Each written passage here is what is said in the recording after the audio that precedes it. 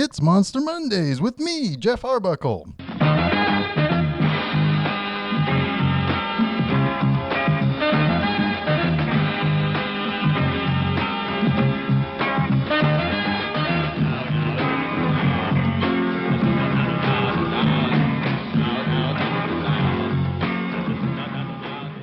It's Monday, and that so happens to be the day that I like to talk about monsters. Hey everybody, welcome back. This is Geoff Arbuckle, and you're listening to Monster Mondays presented by Film Seizure. You can catch new episodes of Film Seizure with myself and Jason Oliver on Wednesdays, but as you can probably guess what I'm going to say next, Mondays are for me to talk about monster movies. Now, throughout the month of February, I'm focusing on vampires, but not necessarily a single character each week. I'm more interested in talking about the different ways that vampires and vampirism have been portrayed in movies, particularly what we kind of think of in our collective consciousness in our modern era. Last week, I looked at the gothic horror classic Universal's 1931 Dracula with Bela Lugosi. This week, I'm going to look at Hammer's 1970 film, The Vampire Lovers. My main goal is to talk about a movie that uses the sexual angle that is mostly associated with modern interpretations of the vampire myth. Now, I know some might say that I just wanted to watch a movie in which two pretty ladies have some sexy scenes together, but no sir, no way. That is not the reason why I chose this movie to represent the sexual angle. No sirree, Bob. It's totally the reason why I chose this movie. Hammer knew how to sell sex and violence, man. Now, let's talk about Hammer real quick. That was a British studio that cashed in big with horror franchises between the late 50s and through to about the mid-70s or so. Now, for the most part, Hammer excelled in the late 50s by reviving three Universal monsters in a new way for modern filmgoers. Dracula, Frankenstein and his monster, and the Mummy would thrill audiences with color, blood, and way more sex than Universal had been able to get away with. Peter Cushing and Christopher Lee would become household names with their various portrayals and often found themselves directly competing with one another as protagonists and antagonists. Hammer would also do other films in the horror genre, including a lone werewolf movie starring Oliver Reed, though admittedly, that movie might have simply been a film crew following Reed on a night on the town, and the bartender 86'd them just a moment too late. But I'm still doing some research on that. Anyway, while Hammer would crank out tons of movies and several movies in both the Dracula and Frankenstein franchises, Dracula wasn't the only vampire monster roaming about the gothic scenery of England and Europe. This week's film, The Vampire Lovers, was the first of a trilogy of films based on a novella named Carmilla, written by J. Sheridan Le Fanu. The story was about a young woman being fed on by a female vampire, and The Vampire Lovers, with its sequels Lust for a Vampire and Twins of Evil, were pretty risque for the time considering they depicted lesbian themes in the mainstream, and they got those directly from the novella Carmilla. Now, this gives me an opportunity to talk about the overarching theme of sex and the vampire. Now, vampires were inherently considered very sexual creatures. While not a primary focus in 1931's Dracula, Bela Lugosi was considered kind of sexy in his debonair demeanor and dress. His well-put-together appearance is very easily the most copied feature of most other depictions of a male vampire. Beyond that, there is a physicality to the vampire and his or her victims that need to be considered too. Taking blood from the neck is not much unlike how many might nuzzle or kiss their partner during lovemaking. The thought of losing one's control over themselves from a magical or supernatural attraction is not just silly fantasy or fetish. Most people would liken falling in love as being under a spell. At least, well, the good kind of love. People like the idea of being so wrapped up in their feelings for someone who turns them on both mentally and physically that they change, usually for the better. They feel stronger with that person or more protected. Everyone likes those ideas, and vampires seem to almost be able to immediately create that with just a look from their seductive eyes. Vampires also tend to have an air of mystery around them. They charmingly tip their hat to their more mysterious side or their true power, causing their victim to almost want to be near them or follow them, and certainly come when they are beckoned. For some, it's not just the ability to hold sway over others that make them want to be vampires, but that they are, aside from sunlight, unnaturally strong and maybe even more importantly, immortal. Vampires are generally considered to be quote unquote more than. Take that however you want, but it basically means that they are superior to humans in almost every way. In other words, power is incredibly sexy to most people. That's not to mention that you see a lot of victims being bitten by vampires either while in bed or in very intimate situations or possibly during a sensual embrace. As a heterosexual guy, I can't say any of those ideas or situations are at all tarnished by the idea of throwing in some lesbians too. So, yes, The Vampire Lovers is heavy on some lesbian eroticism, but I want to give a little bit of a disclaimer. The novella that this is based on was written in a time in which the lesbian themes were in alignment with the contemporary views of homosexuality. This movie does a little bit better not to make Carmilla's lesbianism a trait of her antagonism, but I wouldn't seat the novella out as an early example of progressive views in the 1800s or nothing. Now, the movie opens with a very cool scene of a vampire hunter killing a vampire who has risen from her grave. He also explains that he kind of has a hate boner for the evil Karnstein family. His sister was killed by them, and he sought and exacted revenge by basically killing as many of them as he could. He also sets our how to kill a vampire rules. 1, stake through the heart, or 2, decapitation.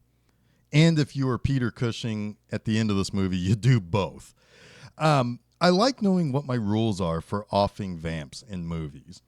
Sometime later, a woman comes to a high society ball with her daughter, Marcella. She is left in the care of a general played by Peter Cushing. Now, basically, Marcella and her mother are part of the wretched Karnstein family. Sorry, spoiler alert for the nearly 50-year-old movie. They kind of descend on these towns and take on different names and feast on various women. The general's niece is first, and then Emma, which is the daughter of one of the general's friends, and so forth. They all experience nightmares of being attacked, and they all get little bites on their boobs because it is Hammer and they love showing busty cleavage of really, really pretty girls. A governess who's in charge of Emma's education is seduced by Carmilla, who is Marcella just now showing up at a different estate, and becomes an accomplice in murder and various evil goings-on. When the heat starts coming down on Carmilla's activities with Emma, she kills the home's butler and Emma's doctor, and Carmilla ultimately is forced to flee to her ancestral home. Unfortunately for her, Peter Cushing comes back to town after taking a chunk of the movie off to do, other things, Peter Cushing things, probably to star in like 4 other Hammer movies. I don't know. But he's brought the old vampire hunter back with him, and they realize that Carmilla is actually Marcella Karnstein. Peter Cushing and the vampire hunter, who's named Hartog, fucking cut off Carmilla's head and put an end to the whole vampire shenanigans. Now, as a side note, there's also a mysterious cloaked man who seems to almost be giving the Marcella Carmilla character and her mother marching orders or something. He shows up as a man seemingly watching the proceedings, but is never explained as to who he is or what his role is. I kind of assumed that he was a Karnstein or something, but it's never actually explicitly stated. It just kind of adds in a little bit more atmosphere, if you will. It might have even been a thing where in 1970, they didn't feel comfortable with just having female antagonists who kind of do their own thing, so they added a male character to just kind of boss them along or something. I don't know. It's very possible that that's the case. One thing that I will say is that the censors were able to allow the lesbian angles in this movie because Hammer successfully argued that they aren't making this up. They aren't adding this to the movie themselves. They actually are taking it from the original source material. So the censors were kind of like, well, you got me there. I can't argue with that. So I guess we'll let you do it. Anyway, that pretty much wraps up the Vampire Lovers. I feel like if this movie was to be literally wrapped up, if you will, it would probably be in some sort of Victoria's Secret see-through nightgown or something with a satin bow, all sexy like and tenderly fetching and titillating. But let's talk about my 3 things that I like about this movie. First, while Dracula is generally considered the greatest of literary Gothic horror, Carmilla is pretty much labeled as a true early example of great Gothic horror. Hammer is perhaps the greatest studio in terms of representing that style of horror on film, and thus it's almost unfair to list this as the first of my 3 likes. There is a visual style that Hammer, and likewise Amicus, which was Hammer's chief rival at the time, employed that was just simply stunning. Countryside homes, grand estates, lavish interiors. The movie is gorgeous. And speaking of gorgeous, my second item is this movie is littered with some extremely pretty women. From the beginning with the blonde vampire played by Kirsten Lindholm to Pippa Steele, who played Peter Cushing's niece, who was Carmilla's first victim, to the big-eyed Madeline Smith as Emma, who is Carmilla's primary focus for the second and third acts of the movie. And finally, there is a young Kate O'Mara, who I know from Doctor Who in the 80s. And Hammer had an amazing ability to feature strikingly beautiful women with ridiculous amounts of cleavage. Hammer would be kind of known for employing the technique called blood and busts for their Gothic horror films. And holy shit, their vampire films are, golly. Lastly, our main femme fatale, Ingrid Pitt, who plays Carmilla. Pitt had a handful of roles in Hammer Productions in the 70s, but would go on to really become a fairly successful writer. Interestingly enough, she too appeared in 2 Doctor Who stories in the 70s and 80s, and was even considered to write a story for the series with her writer husband. And while that story was never produced, I mean, it's clear that Doctor Who's all over this production as well. Even Peter Cushing played the Doctor in 2 feature films.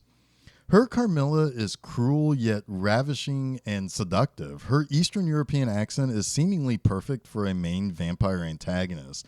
And her lesbian vampire character isn't really played villainous because of her homosexuality, but because she is a vampire who happens to be a lesbian.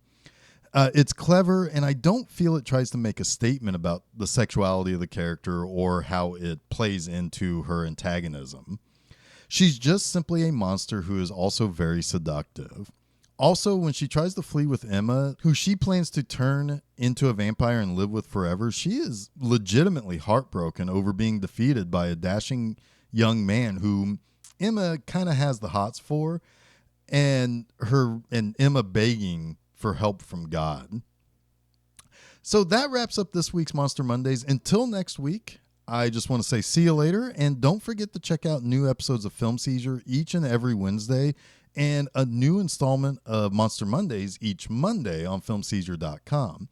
Also, don't forget to check out new posts at my website, bmovieenema.com, on each Friday.